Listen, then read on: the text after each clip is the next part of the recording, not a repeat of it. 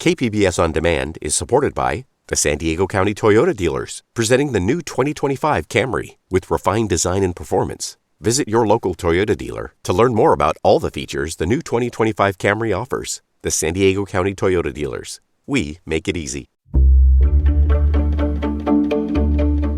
Good morning, I'm Annika Colbert. It's Wednesday, April 7th, the road to reopening California. More on that next, but first, let's do the headlines.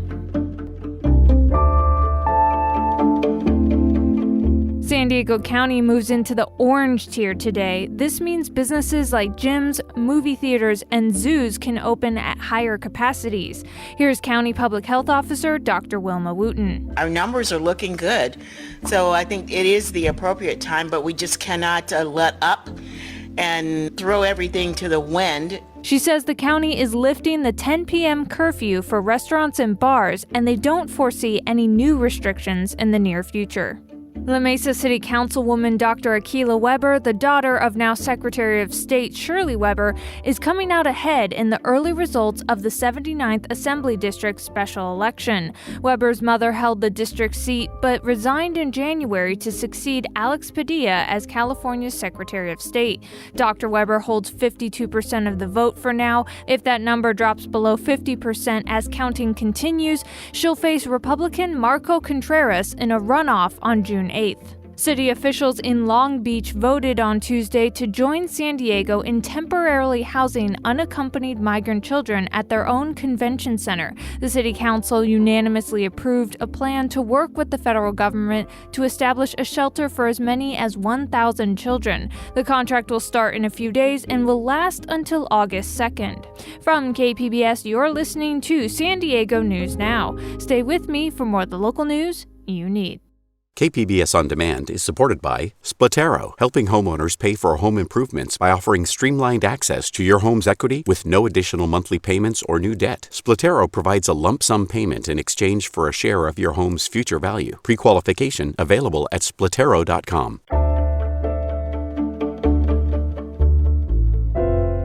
Governor Gavin Newsom says he plans to fully reopen California's economy in June if current coronavirus trends continue.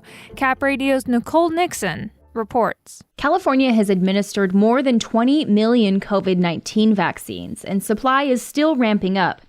Newsom says as long as that continues, and if hospitalizations remain low, the state's color tier system for business restrictions can end. We'll be moving past the dimmer switch. We'll be getting rid of the blueprint as you know it today. That's on June 15th if we continue the good work. Masks and other health measures will still be required in public. Last week, the state indicated that some businesses could begin requiring proof of vaccination or a recent negative test to get in. Dr. Bob Wachter chairs the Department of Medicine at UC San Francisco. He says even with COVID variants, this is good news. Most of the signals are positive, and I think there's a very good chance we'll be in an excellent place, and it will be appropriate to return not quite to normal, but to normal-ish. His only advice for people looking to return to their favorite activities this summer? Get vaccinated. Number 2 would be get vaccinated, and number 3 would be get vaccinated. And every Californian over the age of 16 becomes eligible April 15th. And that was Cap Radio's Nicole Nixon.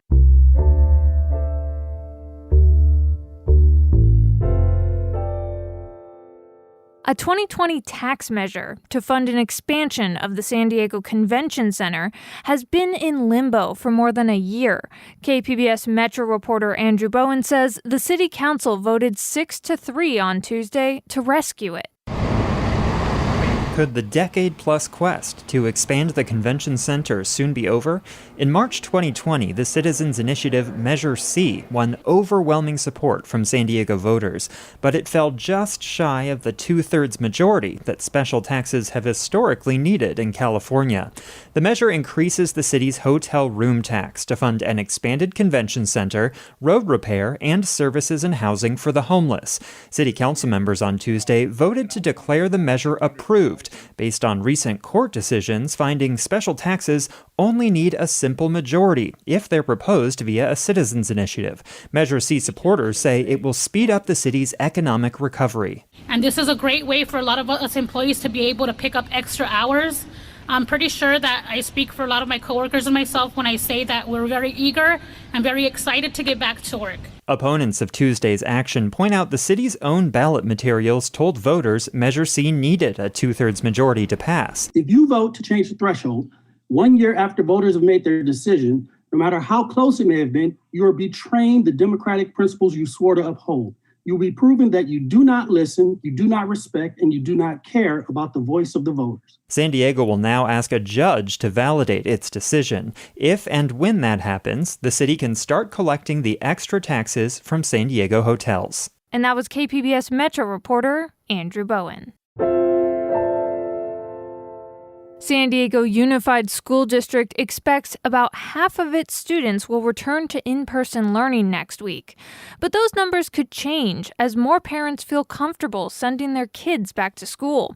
KPBS education reporter Joe Hong has more. Getting an accurate number of returning students will be important for determining how many days a week students can be on campus. If a high number of students want to come back, physical distancing rules require they be split into two smaller groups, with each group on campus twice a week. But if fewer students return, they can be in the classroom for up to 4 days a week. Richard Barrera is the president of the San Diego Unified School Board. Right now, it looks like about 3/4 of our schools will be offering 4 days. And the remainder of our schools will either be at 2 days or they're a combination of, there may be some grade levels at the school that are at 4 days and other grade levels are at 2 days. Barrera said district officials will try their best to be flexible if more students decide to come back in the coming weeks or months. But if on April 12th a particular school allows 4 days of instruction per week, the district does not plan to reduce the number of in-person days at that school to accommodate more students. And that was KPBS education reporter Joe Hong. South Bay officials say they're running out of patience over the continued cross-border sewage flow coming from the Tijuana River. KPBS environment reporter Eric Anderson has more. The pollution warning signs have been up most of the year in Imperial Beach. Last week, the pollution flowed north to Coronado, forcing beach closures there. Imperial Beach Mayor Serge Dedina is fed up. Mexico is still using the Tijuana River as an open sewer, and the residents of San Diego, IB, and Coronado are suffering as a result. The Surfrider Foundation's Gabriela Torres is disappointed with the slow pace of change.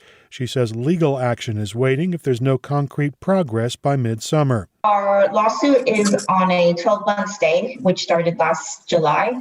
So in July, the lawsuit will be opening up again. Surfrider, the state, the port, and several municipalities put their lawsuits on hold because it looked like there was movement last year in the effort to stop the cross-border flows. And that was KPBS environment reporter Eric Anderson. Coming up, following last summer's racial justice protests, San Diegans approved the creation of a new commission on police practices. Now, the commission is recommending changes on how the San Diego Police Department handles protests. We'll have more on that next, along with the story of what was behind a deadly crash in the Imperial Valley back in March. All of that just after the break.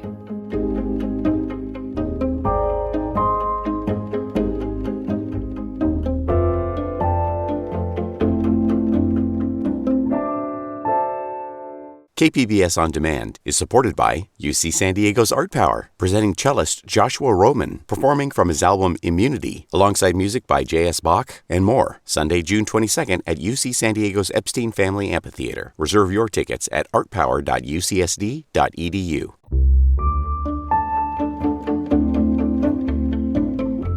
Last November, in response to the racial justice protests, San Diegans voted to create a commission on police practices. Now that commission is recommending changes to how the San Diego Police Department handles protests. They want the SDPD to clarify when a protest can be declared an unlawful assembly, and they want changes to how body camera footage from protests is used. Commission Chair Brandon Hilpert spoke with KPBS Metro reporter Andrew Bowen on Midday Edition about how these recommendations came to be and how SDPD is responding to them. How did the commission come up with these changes to SDPD's protest policy? Sure. Well, actually, let me take a step back. After the George Floyd incidents last year, we actually took a look to see what San Diego Police Department had, and we realized that they actually didn't have a standalone protest policy. They were using existing policies for use of force and when you can use chemical agents, things like that, which to be honest, I was surprised about because I never thought to look. And once we realized it wasn't there, we felt it was appropriate for San Diego to make that change. So at the time, the CRB held some community meetings with a policy committee, and we looked at some policies around the country. Specifically, we found Seattle, Oakland, Fresno, and Washington, D.C. To be some of the best that we found across the country that we thought could be leveraged here in San Diego. So the CRB at the time forwarded those to the police department, and then they looked at those and they decided that they would go ahead and start to create a standalone policy specifically for protest-related activities. So based upon that, once they wrote their policy, they shared that with us. We had our first policy committee meeting where we reviewed it, had some initial conversations, and then we also held a community roundtable to try to get more community feedback of what they like, what they don't like, what they would like to see. And then we brought it to the full the commission meeting to have the commission vote on it. And then we wrote our memo to the police department last week. Tell me more about the outreach process. I know in the past there's been some discontent over how much the community is involved with the police's policies and how they're changed. What kind of outreach did you do to come up with these recommendations? Sure. So as you know, the commission is kind of in a state of flux right now as we've moved from a review board to a commission model. So we're not completely a commission yet. But as part of that process, we want to make sure that the community has the opportunity to voice their opinions and what they like and what they don't like. That's not to say that we'll be able to implement everything that the community always requests, but we wanted to try to be as open and transparent as to what we're doing. So even before we got to the protest policy, we started doing community outreach events. Our outreach committee chair held 4 community roundtables. Some of the feedback we got from that kind of leveraged into the policy recommendations we had for protest-related issues. But specifically for the protest policy, again, we have an open meeting for the policy committee. We then make those recommendations to the full commission. And then the commission meeting is an open meeting, of course. But for this one, we actually held an additional community roundtable before our open meeting. So we could try to get that feedback, incorporate that into our recommendations, and then present that to the full commission to have them vote on our feedback. Did you or anyone else on the commission observe any of the contentious protests firsthand? And how did that experience form the basis for these recommendations? Yeah, so I personally did not. I know some of our commission members did. As a commission, we try to be independent. We don't want to really be on the side of the police department or necessarily on the side of the community. We try to be an independent review, soon to be, investigatory model. But I think one of the things that we do tend to see is when we do review our community complaints, sometimes those are protest related and sometimes just standard events that happen. So oftentimes our recommendations are based on the complaints that we see. And then once we're analyzing that complaint and we look at the policy and the procedure, we realize that maybe the policy and procedure doesn't really respond the way we think it should.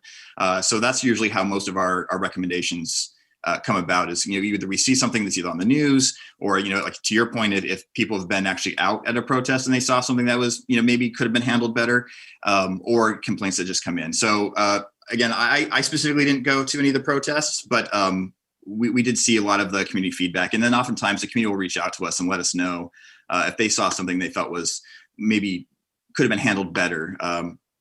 They'll share their feedback with us, and we'll usually do a little bit of research to figure out if things could have been done differently. What has been the response that you've gotten from San Diego police so far?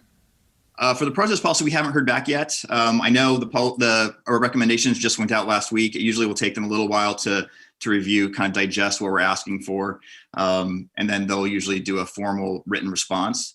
As one thing that we've shared with everyone, our recommendations are public. We put them up on our website, and the response we receive back from the police department will be put up on the website as well. So I hope to hear back from them soon. I haven't heard back yet, but I'm sure they're reviewing our recommendations and will have some feedback for us. In your first recommendation, you say that the current protest policy reads more as strictly crowd control rather than the facilitation of First Amendment protected activities. Can you tell me more about that? Sure. One of the things, obviously when we looked at policies from around the country, Washington, D.C., clearly has a very, very detailed policy. It's, over almost 100 pages. I don't think San Diego needed to go quite to that level, but I think it's important that people who do want to use their First Amendment rights to protest, that they know what they can and can't do.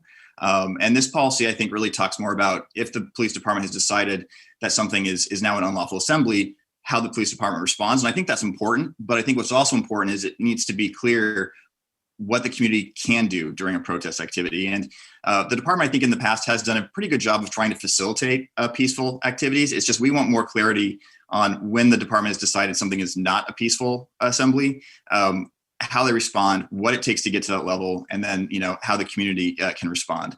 One of the things that, we were a little bit concerned about is, I think this is a good first step for some of the policy that they've created. There's a little too much ambiguity for us. I think there's certain areas where it basically says, a dispersal order will be given, but it doesn't really currently provide a lot of feedback on that of how many minutes do people have to depart a scene before, officers might go in.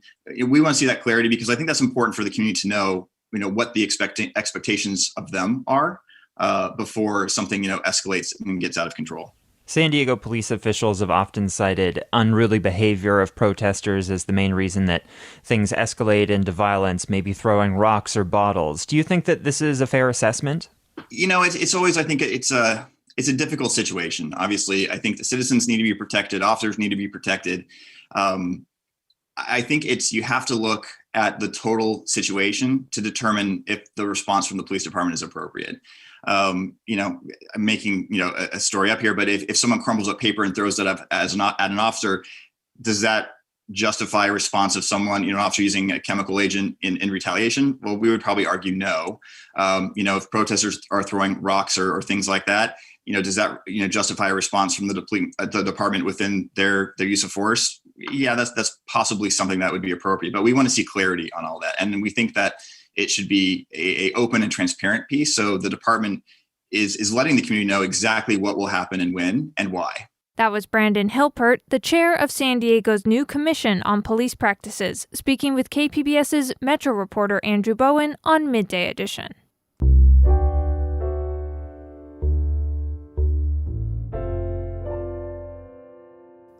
In the early morning of March 2nd, an SUV packed with 25 people was hit by a big rig when the driver of the SUV ran a stop sign.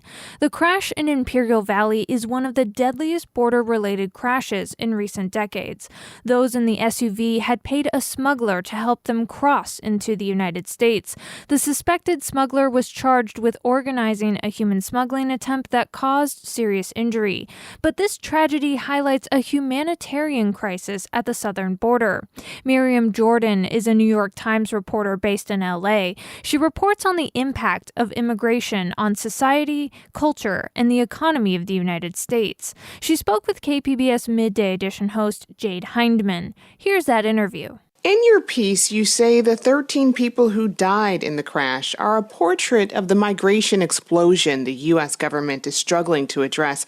How do the backstories of those who died and survived this crash give us a look into why we're seeing this increase?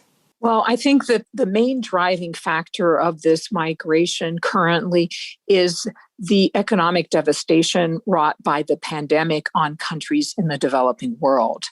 And in particular, the piece sheds light on the fact that we have growing numbers of single Mexican adults, both men and women, coming to the United States after refraining from doing so for many years because the Mexican economy has been badly battered by the COVID-19 pandemic. And how does this surge in migration compare to previous surges we've seen? It's a surge that we have not seen in about 15 years, the likes of. It's a surge that's more diverse than some of the surges in, the past years, say in the early 2000s, but it's composed of women and children, single adults, and unaccompanied minors. And if there was one thing that they all have in common is that they are seeking a better life in the United States. And how did you go about finding the backstories of those in the SUV for this piece you wrote? So the story is based on interviews with, survivors and family members who I was able to track down with the assistance of Mexican consular officials, as well as officials from the Guatemalan consulate in Los Angeles. I interviewed agents with the California Highway Patrol, the U.S. Border Patrol, and Homeland Security investigations. And I, reviewed police reports and a federal complaint that was recently filed against the man accused of organizing this trip, i.e. the coyote. Let's talk about some of those people who were being smuggled into the U.S. when the SUV crashed. One of the survivors, Zephyrina Mendoza, who was badly injured in the crash. Why did she say she decided to make the often dangerous trek to the U.S.? Well, Zephyrina lives in a very poor region of Mexico called Guerrero, a single mom, trying to eke out an existence, doing odd jobs. But even somebody like her in the informal economy wasn't making ends meet. So she decided to try to make her way to the strawberry fields of California, where she had family already working. As you said, Mendoza was making very little money. How did she and how do others pay smugglers the high cost of getting them into the U.S.? What I learned from Zephyrina is that some of these coyotes even offer installment plans for paying the debt that these people incur. I mean, obviously, she did not have $9,000 on her. So what she agreed was that once she began working, she would pay, by the month, whatever she could toward what she owed. Now, it's quite possible that later she would get threatened, or family members in the United States could receive threats from the coyote saying, we want you to pay up or else. But that was the arrangement that she had struck.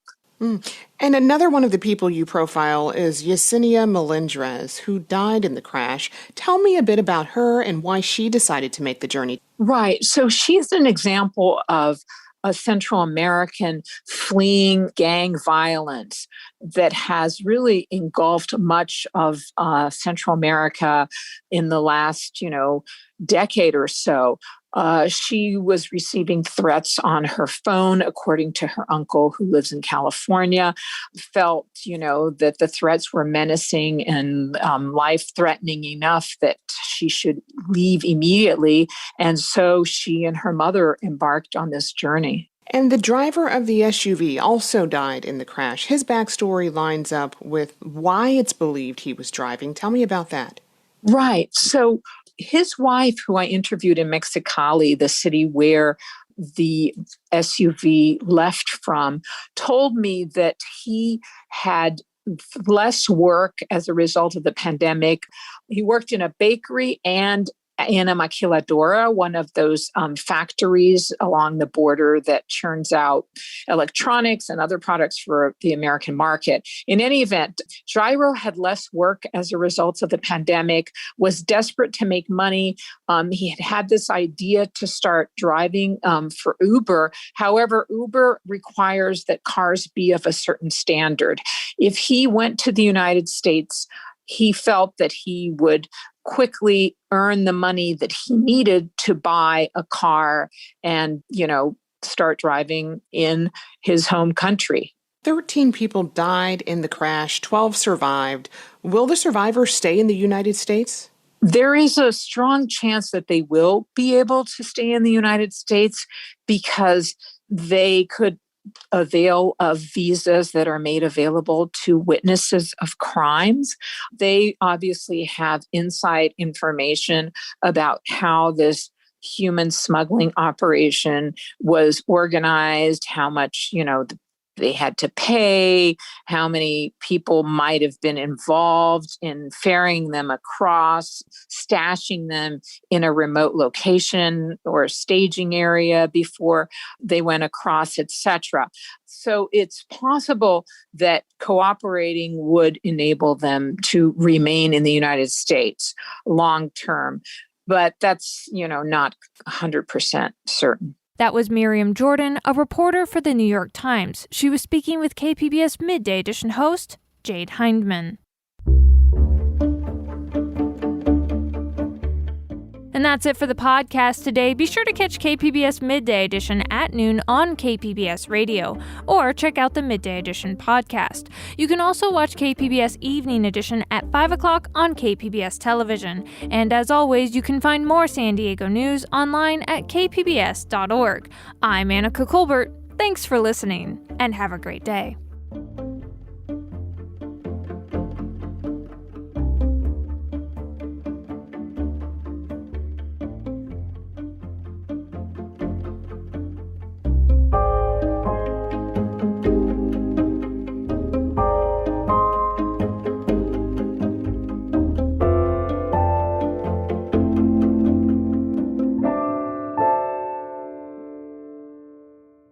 KPBS On Demand is supported by UC San Diego's Art Power, presenting cellist Joshua Roman, performing from his album Immunity, alongside music by J.S. Bach and more, Sunday, June 22nd at UC San Diego's Epstein Family Amphitheater. Reserve your tickets at artpower.ucsd.edu.